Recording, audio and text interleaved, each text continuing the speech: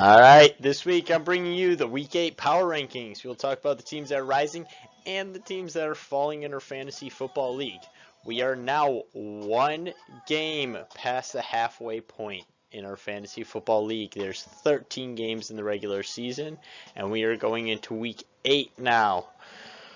This week I have a lot of mix-ups. I have a lot of people going places and a lot of people not going places. I did this mix-up because we really have teams established. We have trends to follow. We have stats to follow. We have a bunch of data. We can now scout out the teams of offense and defense and really tell where teams are going, not only in our league, but also in the NFL. But that does not change the first person in the power rankings. 5-2, Ryan Naughton has scored the most points in our league. He is still looking good after losing this week. And the other reason that he's up here is because the next place team is Tyler and Miles Colin. They are second place only because Ryan Naughton has beaten them the 2 times that he has played that other team. Now, it is impressive that Tyler and Miles have lost 2 games. Both have been to Ryan Naughton, but they are behind him in that sense as well.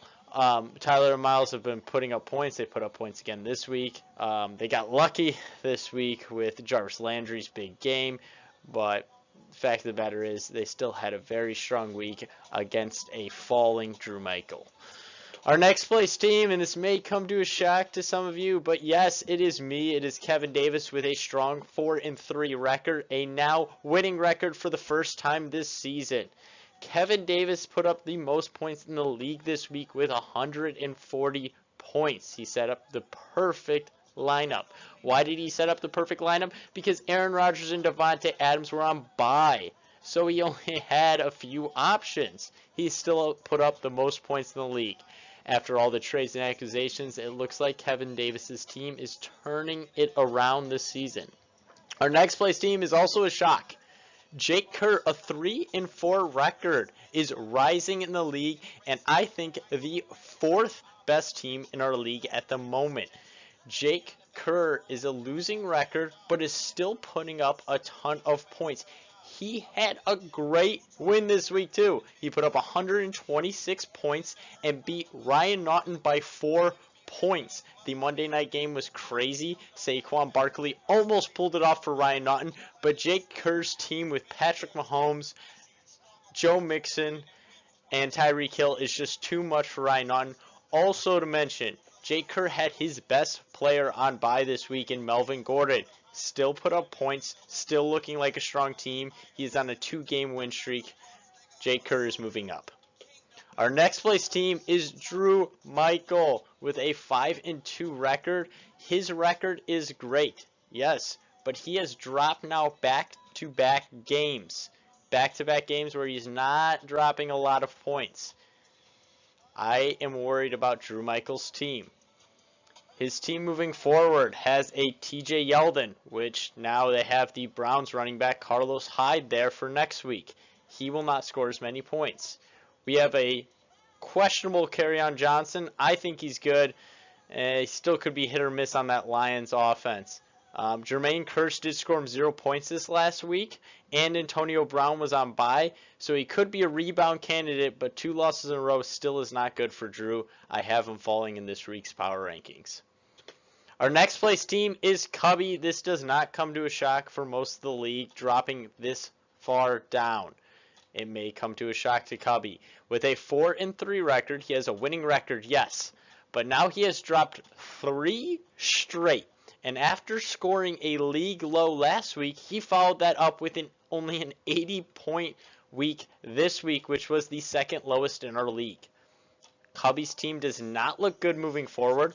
Dalvin Cook is rumored to be out till week 10, along with Leonard Fournette is either week 9 or week 10, and that still is up in the air. Both those players might not come back, and they might come back maybe week 10. Cubby's running backs are not looking good.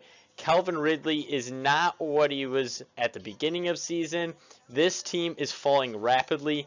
Even with George Kittle dropping a season high of 18 points, Cubby only put up 80. For that reason, I have Cubby dropping in our power rankings. Ross Davis is moving up slowly but surely in my power rankings with a 3-4 record. Ross Davis put up the third most amount of points in the league this week with 124. Ross's team is consistently dropping points now. With David Johnson getting a new offensive coordinator, it can't be worse. I don't know if it'll be much better, but it definitely can't be worse. Telvin Coleman is looking good now without Freeman in for the rest of season. And Ito Smith is not looking like too much of a factor, especially after Monday night against the Giants. AJ Green and Julio Jones will keep on producing. And Tariq Cohen on the Bears looks to be taking over the lead bell cow role. So for that reason, I have Ross Davis moving up in our power rankings. A team that I have dropping a lot this week, and a team that I have trouble ranking this year as a whole, is Josh Kerr at 3-4. This team just has a lot of question marks. Zeke Elliott actually is struggling this season, his #1 pick this year. It's kind of been a bit of a bust, but nobody's seen it because Le'Veon Bell and David Johnson have been bigger busts. The Dallas Cowboys offense might get a little better with Amari Cooper, but I still think the Dallas Cowboys got fucked on that trade. I don't know if Ezekiel Elliott will get much better going forward, but with Tyler Boyd and Allen Robinson both falling off big time this week and the previous week, I think Josh Kerr's team is also moving down with them.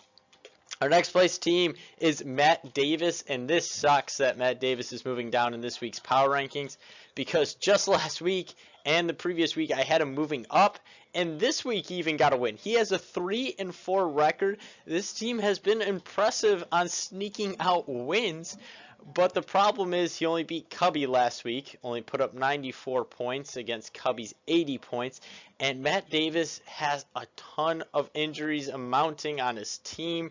It's not looking good moving forward. I love Kareem Hunt on his team.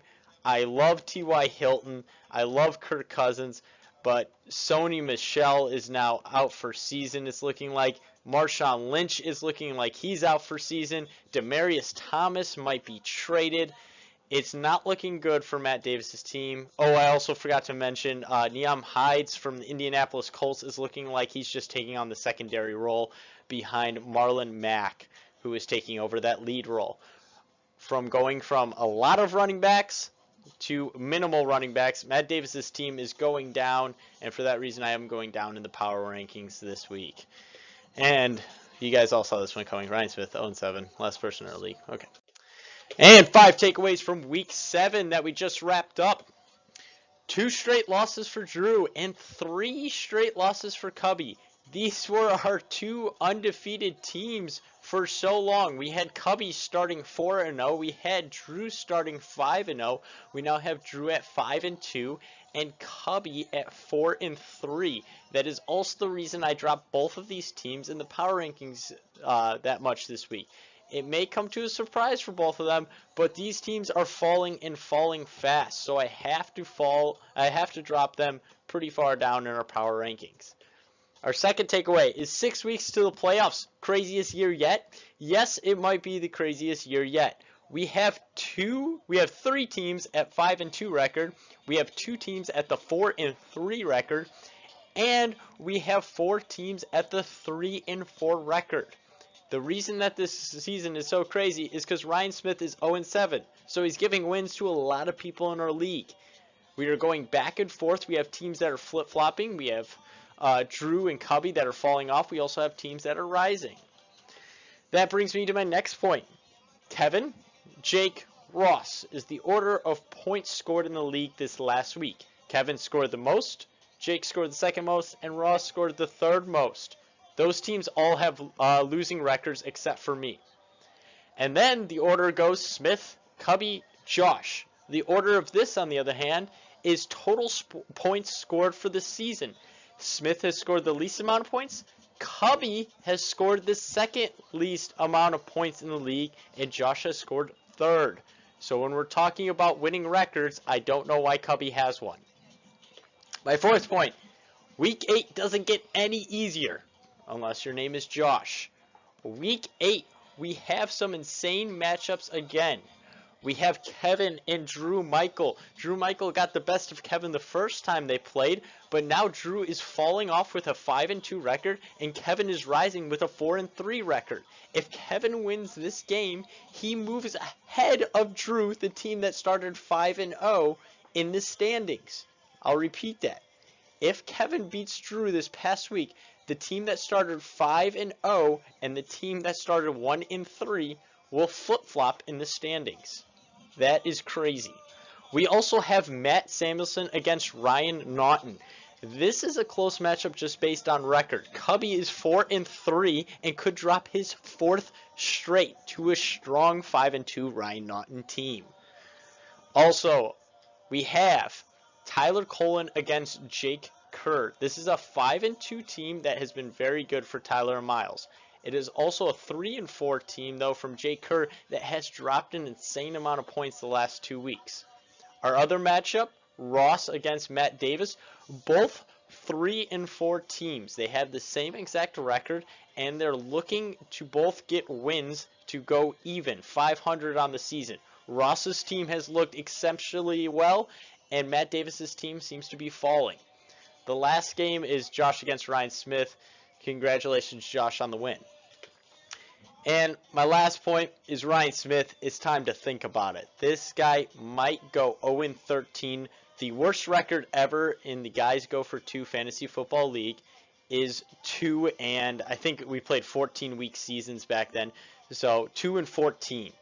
So Ryan Smith needs to at least get 2 wins to tie the worst record. He needs 3 wins to beat that. It's looking like this guy is going 0-13. At week 7, he is 0-7. That's all I have for this week. Stay tuned for next week with the week 9 power rankings. Thanks for watching.